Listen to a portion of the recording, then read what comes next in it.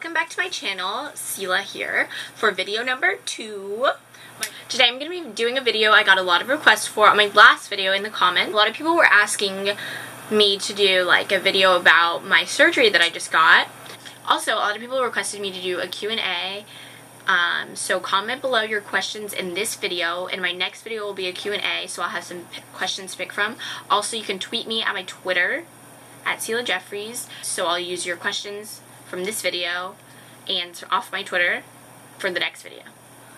About a month and a half ago, I got surgery on my back called spinal fusion surgery, and basically what it is they took my spine and it looked like this before, and then they changed it and made it look like this. So what they did was they like opened up my back and they took the bones, like my vertebrae, and they moved them and made them straight, and then put like a bone graft and fused them together. So that's where the spinal fusion part comes from. This surgery took like 6 hours, but thank God I was like under anesthesia the whole time, so I didn't have to be awake, and during the pain I was asleep.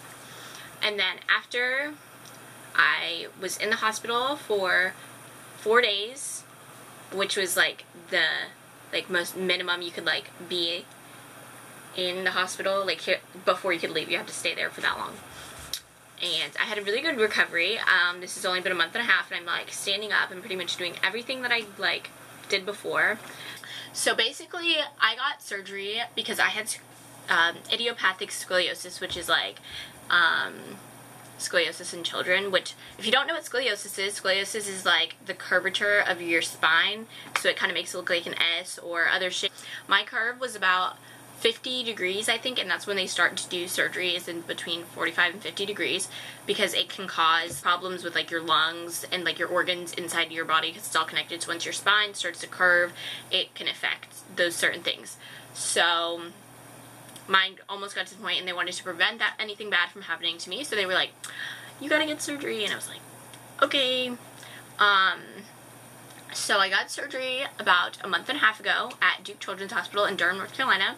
I live in North Carolina, so it wasn't that far away. I started out just going, you know, to your regular physical, and they told you, like, they would like run the little thing on your back, and they're like, okay, you're good. Well, mine wasn't good. So they told me to go to a doctor about an hour away. They were a specialist, but they weren't as good as the people that I eventually saw. So I went there, and they told me like, oh, yours is like 30 or something like that, I think it was, when I first went to them, 30 degrees. So it was kind of like it was a noticeable curve in my back. They referred me to go to Chapel Hill to have it checked out by an orthopedic specialist. And I was going there for a little bit. They gave me a brace, and I'll insert a picture of the brace I had to wear at night. I actually had 2 of them, so they'll both be right here. So I had to wear this brace at night to prevent my curve from progressing. It didn't fix it, it just made it so it would stop growing. Like, while I was growing, they didn't want the curve to get worse. They wanted it to just stay the way it was. But that didn't work, obviously, because if it did, I wouldn't be in this situation. Like, one day I went in for my visit. I would go every 6 months so they could check me out and make sure everything was good or whatever. And they were like, okay, well, yours is bad. So we like scheduled it all, but my parents, they wanted to have a second opinion, have like another orthopedic specialist look at my back. So we went to Duke Children's Hospital, and we ended up liking that doctor a bunch better, and so I got my surgery there. So after we decided that I wanted to get it done at Duke Children's Hospital, I had to go up and get pre-op appointment done. So basically what I did was I got some blood drawn so they could see what my levels are regularly, so then while I'm getting surgery they could make sure the levels would stay the same. I also had to get this like nerve thing done. I don't even remember what it was called, but they put a bunch of like electrodes on me, so it looks like I was just hooked up to a machine. Like, they had one on my forehead, the back of my head, my arms, my legs, my back, my hips, everywhere. And then they put this thing on the bottom of my foot, like another electrode, and it sent like electric shock waves into my foot, and it was like making it, and I guess it was basically make sure that my receptors and my nerves were like picking up the signal and giving it to my brain in a timely fashion. So they had one on my head, making sure like the electric wave was going through my body like the way it was supposed to, and all intense like scientific stuff. So that all went good. But so when I went for surgery the night before, I couldn't eat anything after 12 o'clock, so I was literally so hungry. And then I couldn't drink anything until 2 hours before I went in to have surgery. So I went in at 9 o'clock, so I couldn't drink anything, so I had water up until 7. I went there. I was waiting for a while, and then they took me back into this room, and I was sitting on a bed, and they did an EKG, which is like a heart test to make sure my heart was fine before they gave me anesthesia and stuff like that. They put a couple of IVs in my arms, and I had one in my foot, but like you can see right here, that dot, and then there's one right there. Those are where my IVs were, so I don't even remember falling asleep, honestly. I don't remember being rolled back into like the operating room and stuff like that, but they got me like all set up, and that took like about an hour. And then it took 6 hours for my surgery, so I was back there for 7 hours. I was asleep for about 7 hours. And then when I woke up, the first thing I remember from my surgery is telling the nurse that my sister could come back instead of my mom. I have no idea why I did that. I can't remember. I really can't remember a lot of the stuff that happened right when I first woke up because the anesthesia was still wearing off. But, so yeah, I woke up, and then they moved me into another bed, into a room where I stayed for 4 days. That was like my little house, basically, and my nurse would come and wake me up every 4 hours, give me some medicine, tell me to roll over, because I didn't, like, you know, like, if you lay somewhere for, like, a long time, your skin can start to, like, develop, like, rashes and stuff if you don't move, so I had to move and roll and stuff like that.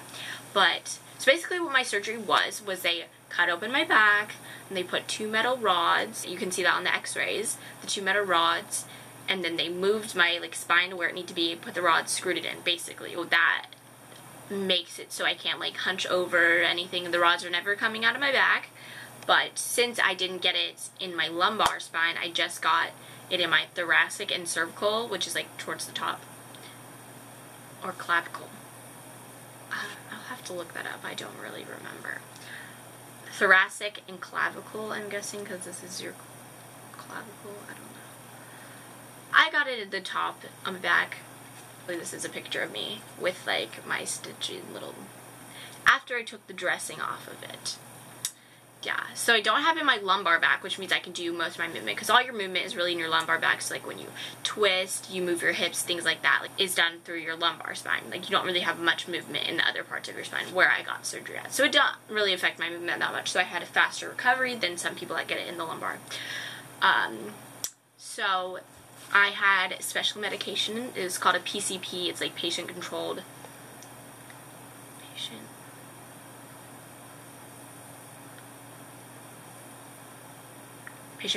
prescription. I don't really know what the other P was for. But I pressed this button and it gave me some hydromorphine drugs because I was in a lot of pain. And I would just press it whenever I needed some, but I couldn't overdose or anything. It only gave me a little bit, and you couldn't go over a certain amount. It would stop giving it to you. After, I think the first day, they started giving me oxycodone. My body didn't really like that, so I ended up throwing up, and then it gave me a different one. All over that, because I switched medicine to hydrocodone mixed with acetaminophen, so it's called Narco, I guess. And then I took that while I was in the hospital, and then I took that when I left the hospital, and I took that for about 2 weeks after I was out of the hospital, and then I just started taking Tylenol, like slowly weaned myself off of that.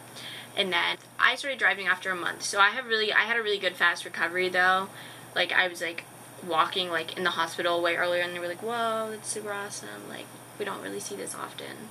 So I had a really good fast recovery, which I was really thankful for because I did not want to be in pain. I'm a really active person, so like, being like sitting in bed like all day is not what I want to do. But I had a really good support system. All my friends would like come visit me at my house when I got home, and like they would like help me do whatever I need to, because at first I couldn't really just get up. Like I needed help. I would have to roll. Like I didn't have as much mobility. I was really tight. My muscles are super tight still from like sitting for so long. But I have a really good support system, so it really helped me. And like I just had my 6-week checkup, so they told me everything's good and I don't really have any restrictions except for like lifting anything over 20 pounds because my vertebrae are still fusing and they don't want to mess it up. But I had a good like report, and I'm just slowly getting better. basically, this is the story behind my scar. If you have any questions about my surgery, if you're in the same situation, comment below and I'll try to reply to everybody I can, because I just want to help everyone, because like after being in the situation, I know what to do and what not to do, like things like they don't tell you after just like being in a certain situation. So if you have any questions, comment below. If you like this video, give it a thumbs up and subscribe to my channel so that you can see any of the cool videos that you want me to post, and I will post them. Stay tuned for more awesome videos, and I hope to build a great YouTube family with you guys of all the stuff you guys want to see on my channel.